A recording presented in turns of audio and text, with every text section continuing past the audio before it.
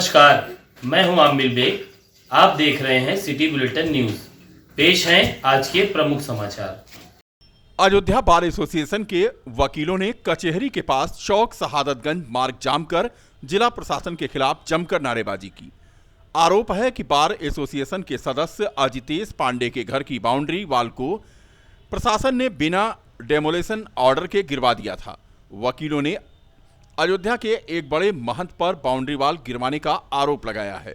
Bar association के पूर्व उपाध्यक्ष एसएन सिंह ने बताया कि बार एसोसिएशन के सदस्य अजितेश पांडे का अयोध्या धाम में मकान है, जहां पर उन्होंने अपनी बाउंड्री वाल बना रखी थी और बगल में ही राम बल्लभा कुंज के अधिकारी के कहने पर जिला प्रशासन ने बिना डेमोलेशन ऑर्डर के ही उनकी बाउंड्री वाल को गिरवा दिया, जिसके बाद आक्रोशित वकीलों ने कचहरी के पास चौक शहादतगंज मार्ग जाम कर हिदायत दी कि प्रशासन अपना फैसला वापस ले और अधिवक्ता के बाउंड्री वाल को दोबारा बनवाया जाए।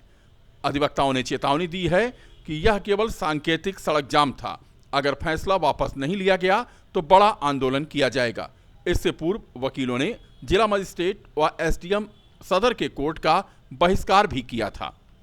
हमारे यहाँ सम्मानित सदस्य अजितेश कुमार पांडे जी का अयोध्या में बाउंड्री वाल बना था, घर के बाहर बाउंड्री वाल गिरा था, उसको जो है राम बल्लभा कुंज के महंत मैनेजर राजकुमार अधिकारी द्वारा, राजकुमार दास द्वारा गिरा दिया गया। उसमें एसडीएम डीएम सबकी संलिप्तता थी। इसके यहाँ दीवानी में उनका वाद विचाराधीन है। कोई डिमोलिसिस का यहाँ से सिविल कोर्ट से कोई आदेश नहीं हुआ था, उसके बावजूद जो है इन्होंने दीवार ढा दिया। उसी में हमारे यहाँ 11वें साधारण सभा की मीटिंग आउट हुई। उसके बाद जो ये हुआ कि इसलिए सड़क पर सड़क जाम किया जाए, सांकेतिक सड़क जाम हुआ। अब अगली रणनीति अभी हमारे यहाँ मीटिंग होने जा रही है, उसके बाद तय होगी अगली रणनीति। अयोध्या जनपद के सोहावल तहसील में आज मंडलायुक्त एमपी अग्रवाल ने निरीक्षण किया। निरीक्षण के दौरान अयोध्या के जिलाधिकारी अनुज कुमार झा भी उनके साथ मौजूद थे। निरीक्षण में भूलेख संग्रहालय, राजस्व संग्रह, अभिलेख कार्यालय में पहुंचकर कर्मचारियों से अभिलेखों के बारे में उन्होंने पूछताछ की। पूछताछ और रजिस्टर को चेक करने में मिली कमियों को लेकर के फटकार लगाते हुए अभिलेखों को ठीक करने के लिए हिदायत भी दी। तहसील के अंतर्गत 159 ग्रामों में अभियान के दौरान 1833 वरासतें दर्ज की गई हैं, जबकि वर्तमान में 3 प्रकरण कानूनगो के स्तर पर और 9 प्रकरण लेखपाल के स्तर पर लंबित है। कार्यालय के निरीक्षण के दौरान आने वाली आरसी के कंप्यूटर में फीडिंग करने के निर्देश दिए गए। उन्होंने कहा कि आरसी के कंप्यूटराइज फीडिंग करने व मिलान करने के उपरांत आने वाली सही डिमांड को ही दर्शाने के निर्देश भी उन्होंने दिए, जिससे कि अधिक से अधिक राजस्व वसूली हो सके। वहीं सोहावल तहसील को पूरे तरीके से साफ सफाई करके तहसील प्रांगण को सजाया गया था। निरीक्षण के दौरान उप जिलाधिकारी सोहावल, तहसीलदार सोहावल सहित अन्य संबंधित अधिकारी और कर्मचारी यहां मौजूद थे। कार्यालय और डब्ल्यूबीएन कार्यालय का इंस्पेक्शन किया मेनली। उसके रिकॉर्ड रूम भी देखा तो रजिस्ट्रार कानून कार्यालय में कुछ कमियां मिली हैं, जिसके लिए निर्देश दे दिया गया कि उसको ठीक कराया जाए। और डब्ल्यूबीएन कार्यालय में जो डिमांड आती है, जो आरसी होती है, उसके कंप्यूटराइज फीडिंग के लिए निर्देश दे दिए गए। कंप्यूटराइज फीडिंग करने के बाद मिलान करने के उपरांत जो सही डिमांड है उसी को दिखाया जाए, जिससे कि अधिक से अधिक वसूली हो सके। और कुछ कोई कमी मिली सर? यही सब कमियां मिली, इसको ठीक करने का। अच्छाई क्या मिली सर? अच्छा है कि साफ सुथरा है और रिकॉर्ड मेंटेन है, रिकॉर्ड रूम अच्छी कंडीशन में जी। तो डीएम साहब का मेहनत है सर, बार बार आते हैं। एक समस्या चल रही है, बार और दिन के बीच में तकरार चल रही है। अब ये समस्याएं क्या आज दूसरे दिन भी आंगनबाड़ी, मिनी आंगनबाड़ी सहायिकाओं का धरना प्रदर्शन अपनी 10 सूत्रीय मांगों को लेकर तिकोनिया पार्क सदर तहसील के सामने जारी रहा। समस्त आंगनबाड़ियों का कहना था कि सरकार द्वारा तमाम प्रकार का काम लिया जा रहा है और उस हिसाब से मानदेय नहीं दिया जा रहा है। कंप्यूटर में फीडिंग कराना, यह सब पैसा आंगनबाड़ी को अपने पास से देना पड़ता है। आंगनबाड़ी का कोई अधिकारी ही नहीं है, जो देखो वही आकर उन्हें धमकाकर चला जाता है। आंगनबाड़ी कार्यकर्तियों का कहना था कि अगर उनकी मांगें नहीं मानी गई तो सप्ताह भर तक इसी तरह से आंदोलन चलता रहेगा। उनका कहना था कि उनकी मांगों को प्रदेश नेतृत्व सरकार के समक्ष रख रहा है और जल्द ही मांग न मानी गई तो आंदोलन और तेज कर दिया जाएगा। का जो सरकारी का एक तो ये परमानेंट करें, हम लोगों को जो अपना वादा किए थे ये कम से कम अपना वादा तो पूरा करें। सरकार जो हम लोगों से वादा की थी वो वादा भी नहीं पूरा कर रही है और हम लोगों को अब सेवानिवृत्त भी कर रही है, 60-62 साल में सेवानिवृत्त कर रही है। इसका क्या रीज़न हम लोग समझें भाई? देखिए, जब घर वाले निकाल देंगे, आँख पैर हाथ पैर सब चलना काम करना बंद कर देगा, सभी साथ छोड़ना बंद कर देगा। इस हिसाब से हम लोग की मेहनत के हिसाब से सरकार हम लोग को पैसे नहीं दे रही, प्लस दिन पे दिन महंगाई बढ़ती जा रही है। उस हिसाब से हम लोग का वेतन तो मिल तो रहा नहीं रहे और उसके हिसाब से हम लोग की तकलीफ और परेशानियाँ बहुत बढ़ती जा रही है। एक तो होली हर त्योहार में भी कुछ तो उसी हिसाब से वेतन भी नहीं आ रहा, प्लस 3-3 4-4 महीने हो जाता है, हम लोग की तनख्वाह नहीं आती, प्लस 1500। सैलून व्यवसायियों की समस्याओं और उनके निराकरण को लेकर अवध सैलून एसोसिएशन की ओर से एक अहम बैठक का आज आयोजन किया गया। अवध सैलून एसोसिएशन के स्थापना दिवस पर आज मुख्य अतिथि के रूप में शिरकत कर रहे अब्दुल हलीम सलमानी ने कहा कि सैलून व्यवसायियों की हर तरह की समस्याओं और उसके समाधान के लिए एसोसिएशन पूरी तरह कटिबद्ध है। इस दौरान सैलून व्यवसाय से जुड़े लोगों को नई रेट लिस्ट भी जारी की गई। अवध बार एसोसिएशन का आज स्थापना दिवस मनाया जा रहा था। इसका उद्देश्य ये है कि सारे जितने बार के अंतर्गत जो संस्था रजिस्ट्रेशन कराए हुए हैं, अवध बार का एसोसिएशन का रजिस्ट्रेशन हुआ है, इसके तहत जो लोग जुड़े हुए हैं उनका एक मीटिंग बुलाई गई है और उनको एकजुट बनाया गया है कि किसी तरह से अगर कोई किसी तरह की किसी की दिक्कत हो तो अवध बार एसोसिएशन के पास आएँ और अपनी बातों को रखें। किसी तरह की कोई कठिनाई होती है, किसी तरह का कोई काम होता है तो अवध बार एसोसिएशन के पास आएँ और अपनी बातों को बताएं। संगठन को संचालित किया जा रहा था, लेकिन कई वर्षों से उनके न रहने पर संगठन को बंद कर दिया गया।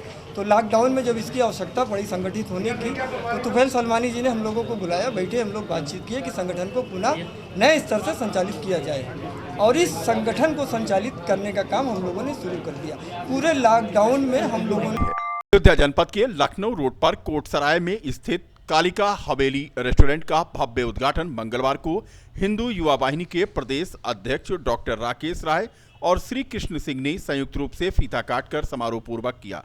इस संबंध में जानकारी देते हुए किशन सिंह और चंद्रशेखर सिंह ने बताया कि स्थानीय नागरिकों और नेशनल हाईवे से गुजरने वाले ग्राहकों की सुविधा को ध्यान में रखते हुए इस प्रकार का रेस्टोरेंट यहां पर खोला गया है। यहां पर विशाल पार्किंग की सुविधा दी गई है। रेस्टोरेंट में अनुभवी कारीगरों के द्वारा व्यंजन तैयार किए जाएंगे। इस रेस्टोरेंट में वेज और नॉन वेज व्यंजनों की संपूर्ण रेंज उपलब्ध है। श्री सिंह ने बताया कि इस शुभ अवसर पर आज उद्घाटन हुआ है और यहां पर birthday party, kitty party, conference, company meeting आदि की बुकिंग की सुविधा भी उपलब्ध है। उद्घाटन अवसर पर भाजपा के जिलाध्यक्ष संजीव सिंह, गन्ना समिति के चेयरमैन दीपेंद्र सिंह, डॉक्टर सुभाष सिंह, कृष्णकांत सिंह बब्बन, पूर्व राज्य मंत्री सिद्धार्थ सिंह के अलावा बड़ी संख्या में सम्मानित नागरिक मौजूद थे। उद्घाटन के अवसर पर यहां पहुंचे हिंदू युवा वाहिनी के प्रदेश अध्यक्ष डॉक्टर राकेश राय ने कालिका हवेली के संचालक चंद्रशेखर सिंह, डॉक्टर सुभाष सिंह, कृष्णकांत सिंह और बब्बन को हार्दिक शुभकामनाएं भी दी। आज अयोध्या की इस पावन धरती पर कालिका रेस्टोरेंट के नाम से कालिका हवेली आज खुला है और बहुत ही शानदार टेस्ट के साथ, जिस टेस्ट को अयोध्या चाहता था वो टेस्ट आज कालिका हवेली अयोध्या के बीच में ले आया है। क्या क्या खास रहेगा अपने यहाँ? यहाँ पे हम लोगों के यहाँ जो मटन है वो मटन लकड़ी का है, उसका टेस्ट अलग है और यहाँ पे वेज भी है, नॉन वेज भी है, हर प्रकार की सुविधाएं उपलब्ध हैं। उद्घाटन अवसर पे अयोध्या वासियों को कोई संदेश देना चाहते हैं, कोई अपील करना चाहते हैं? अयोध्या वासियों के लिए संदेश है कि आप एक बार हमको सेवा का अवसर प्रदान करें, हमारे यहाँ आएँ और इस कालिका हवेली का मान सम्मान बढ़ाएं और निश्चित रूप से हम आपके जो भी मानक है आपका, जो अभी आपको टेस्ट में आपको अच्छा लगता है वो हम आपको देने में सक्षम हैं। आपने पार्किंग की इतनी अच्छी व्यवस्था यहाँ पे कर रखी है, इसके बारे में क्या कहना चाहेंगे? पार्किंग की विशेष दिक्कतें होती थी। रेस्टोरेंट में लोग आते थे खाना खाने के लिए, लेकिन पार्किंग की सुविधा न होने के कारण उनको मायूस होकर वापस लौटना पड़ता था। इसलिए हम लोगों ने विशेष रूप से पार्किंग की व्यवस्था की। क्या नाम भैया? किशन से। आज अयोध्या वासियों को आपने नया संसार खोला है, क्या अपील करना चाहते हैं? मैं आपसे ये अनुरोध करूँगा कि आपके माध्यम से आपके शहर को ये जानकारी निकाल के आपके कैसा प्रतिष्ठान आपके शहर में वेज और नॉन वेज का सेंटर खुला है, जिसमें आप आमें और जायकेदार चीज़ों का लुत्फ उठाएं। क्या नाम है? चंद्रशेखर सिंह। शहर के नाकाचुंगी के पास स्थित Krishna mobile parts and accessories mobile shop का भव्य उद्घाटन पूर्व काबीना मंत्री अवधेश प्रसाद ने मंगलवार को समारोह पूर्वक फीता काटकर किया।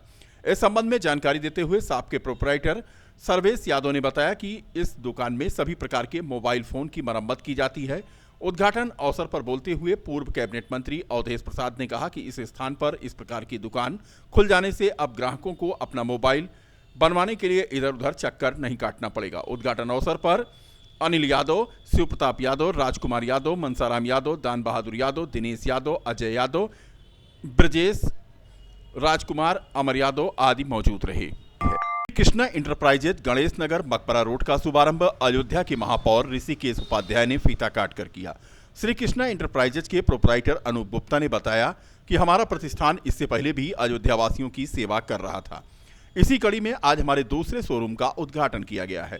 उन्होंने बताया कि हमारे यहाँ सभी कंपनियों के inverter, stabiliser, battery, rickshaw battery तथा अन्य सामग्री उपलब्ध है।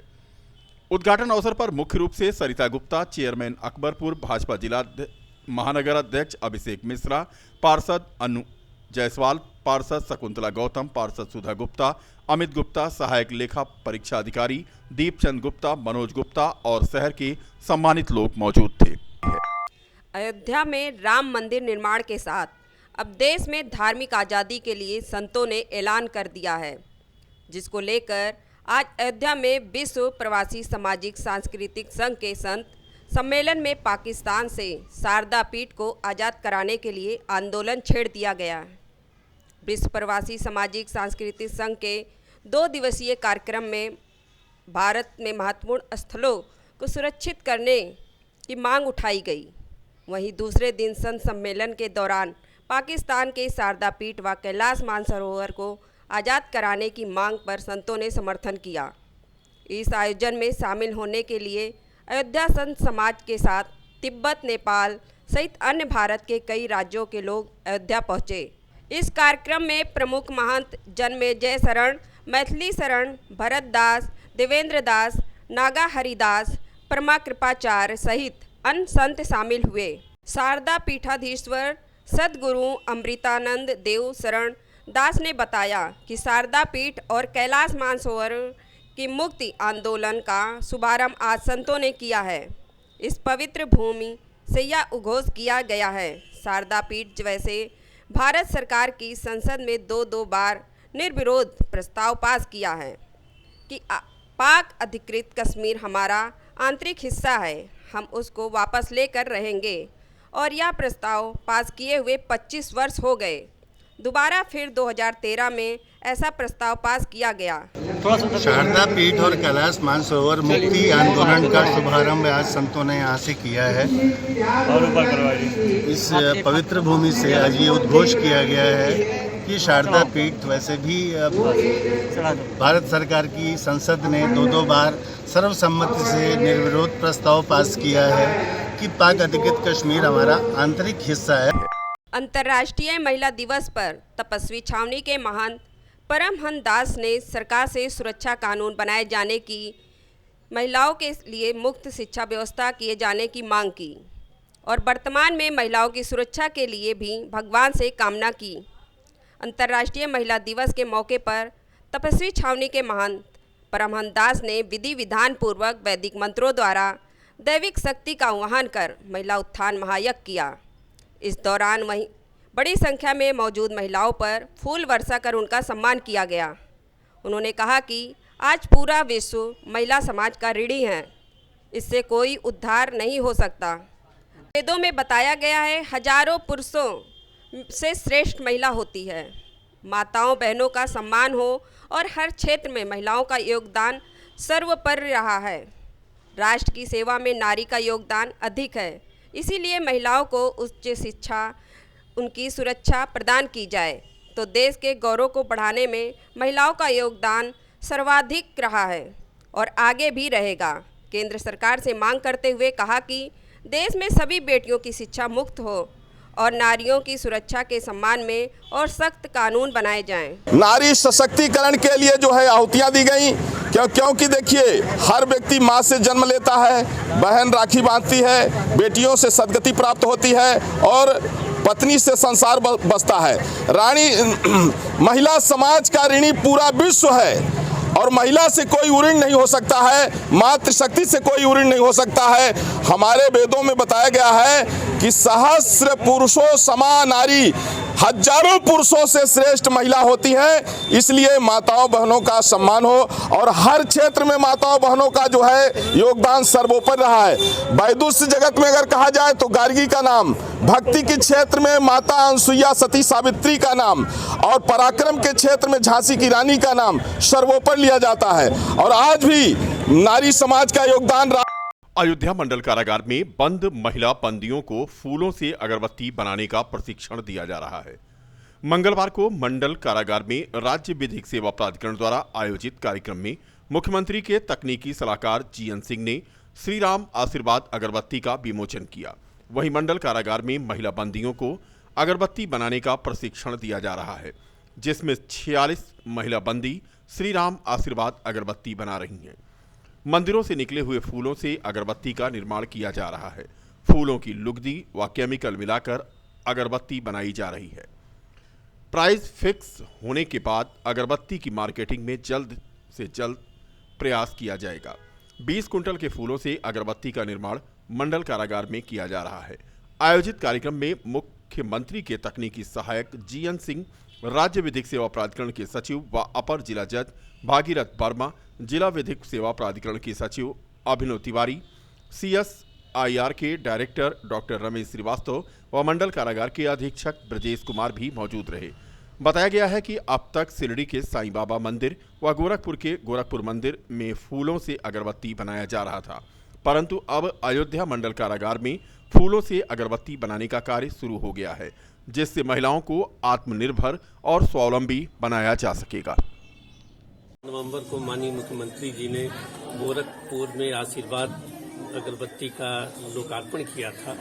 उसी के तहत उनकी इच्छा है कि सारी महिलाएं जो उत्तर प्रदेश की हैं उनको आत्मनिर्भर बनाया जाए। उसके तहत ही हमारे भागीरथ वर्मा जी ने ये तय किया कि कैसे उत्तर प्रदेश के अयोध्या में जो सबसे महत्वपूर्ण नगरी है, आत्मनिर्भर भारत की जो संकल्पना माननीय प्रधानमंत्री मोदी जी की है, उसी पर हम लोग आगे बढ़ रहे हैं। और यह हम कार्यक्रम इसलिए चला रहे हैं, अभी कल जैसे अंतर्राष्ट्रीय महिला दिवस था, उसमें हम लोगों ने ब्यूटिशियन का कोर्स कराया, जिससे महिलाओं की जो बाहरी सौंदर्य है उसको अच्छा किया जा सके। और यह दूसरा प्रोग्राम है जिसमें महिलाओं को अगरबत्ती बनाने का प्रयास किया जा रहा है। और श्री राम जी की जन्मभूमि से यह कार्यक्रम का हमने शुभारंभ किया है। और आज श्री राम आशीर्वाद नाम से जो अगरबत्ती का जो पैकेजिंग की विमोचन किया जा रहा है, यह एक बेहतर हम लोगों का एक तरीके से है कि श्री राम जन्मभूमि से हम लोग जुड़ के और महिलाओं को आत्मनिर्भर बना करके इनको समाज की मुख्य धारा से जोड़ने का प्रयास कर रहे हैं।